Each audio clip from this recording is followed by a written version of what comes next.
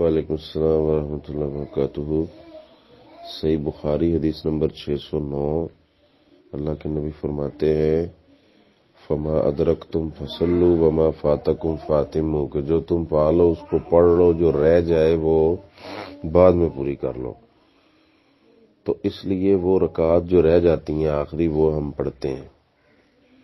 اور دوسرا ثنا کا مسئلہ، تو ہم امام کے پیچھے اگر آئیں گے دوسری تیسری رکعت میں یا چوتھی میں تو سورۃ الفاتحہ ہی پڑھیں گے، کیونکہ صحیح حدیث سے ثابت ہے، صحیح بخاری اور مسلم میں، کہ رسول اللہ صلی اللہ علیہ وسلم، حضرت ابوبکر رضی اللہ تعالیٰ عنہ، حضرت عمر رضی اللہ تعالیٰ عنہ،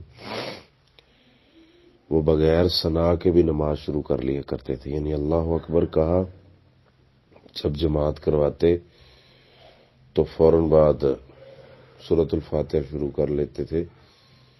تو امام کے پیچھے تو پھر ہم نے سورۃ الفاتحہ پڑھنی ہے، کیونکہ وہ رہ نہ جائے، تو اس لیے سورۃ الفاتحہ سے شروع کریں گے۔